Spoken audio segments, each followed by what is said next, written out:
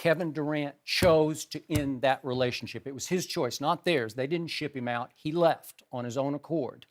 And now he should just move on and let it all go. And it was interesting to me. He says he's still watching every Thunder game. You think Russell Westbrook's watching the Warriors? As he said the other day, nope. Russell's like, me? Nope. Watch the, why? You know, like he doesn't care. He has moved on. Kevin Durant often speaks to a reporter the way a lot of people speak to their shrink. And this was a one-on-one interview. I'm serious. The ambassador, there you go. Yeah. This is a one-on-one sit-down.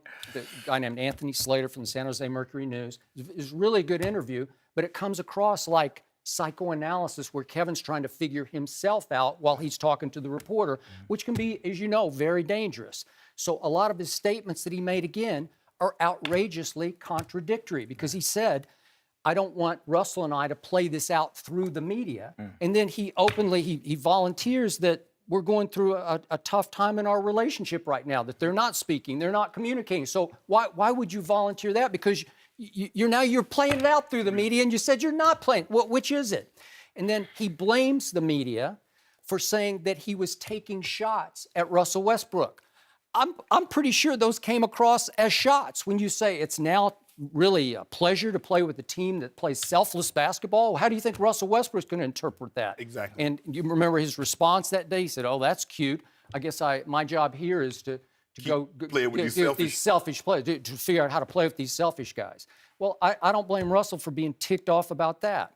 I have reported this for years, and I do know a lot about that relationship.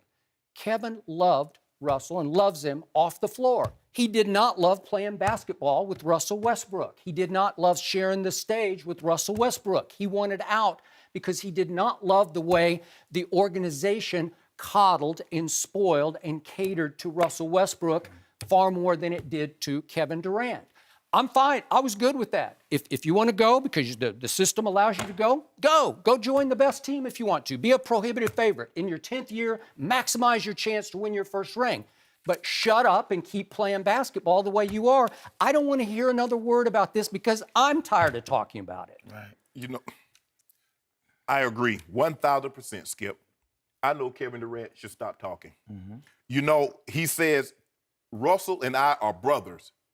But in the most important decision of your life, professional life, you don't call your brother, you text him. You know, he keep opening doors, making comments. My grandmother used to always say, boy, close the door, flies will come in. He's opening these doors, so what do you expect us to do? We're going to walk in. He says, I didn't stab him in the back. That's a really, really low bar for a friend. I mean, think about that, Nelly. You're stab him in the back. Those words, just that lingo that you're using in tense. I didn't stab my friend in the back. But are you supposed to? Are you even friend or foe? Isn't that what you're not supposed to do? Also, I never told anyone about his character. You just opened up another door. Is there something we don't know about Russell Westbrook? Because you just opened the door, I got to walk in. So what did he expect us to do? And then, Skip, you mentioned it. He says, it's nice to play with a team that's selfless. Automatically, 90% of the population says if you leave one team and you go to a team and you says, I love it over here because they're selfless, one would automatically assume, or irrational, prudent person would assume, the team you left was selfish. Why are you saying that? Okay, you said, okay, they're building this up because, you know, we play. You did the interview. Let's just say for the sake of debate, they did the interview on Saturday. When did he think the article was going to come out? We got to get the most, whether it's television, whether it's radio, movie, you got to get the most bang for your buck. And you know what? Most important, I'm sorry, I didn't mean to cut you off. Go ahead. But when you make that statement, selfless, here's the thing. Team goes as the point guard goes. Point guard on that team, Oklahoma City, is Russell Westbrook. If you're saying selfless, you have to be talking about your point guard. Your point guard is the play. Your point guard distributes, he runs the plays, he does everything. He has the ball in his hand 80% of the time when he's on the court. He runs the plays, he's calling it out. It is a direct shot. But one thing my grandfather always told me as well, he said, once you find out who people really are, from that point on, you're wrong for getting mad at them being themselves. You see what I'm saying? Because they're just being themselves. You can't get mad at anybody for being themselves. You already knew what they were going to do.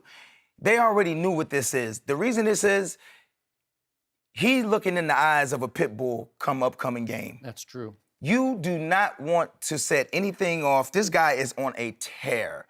You're right. Russell Westbrook is never talking about Golden State. He doesn't care. That's the type of competitor he is. Not talking He's about his worried relationship with right. Kevin, what it was, what it could have been. None of that. And he made love Kevin off the court. I know Kevin. I met Kevin. Kevin's a great guy. Again, you know what I'm saying? Again, Kevin is just Kevin. But I'm closer to Westbrook. I know Westbrook a little bit more. And one of Allen Iverson's favorite players is Russell Westbrook because of the intensity and the eyes and the viciousness.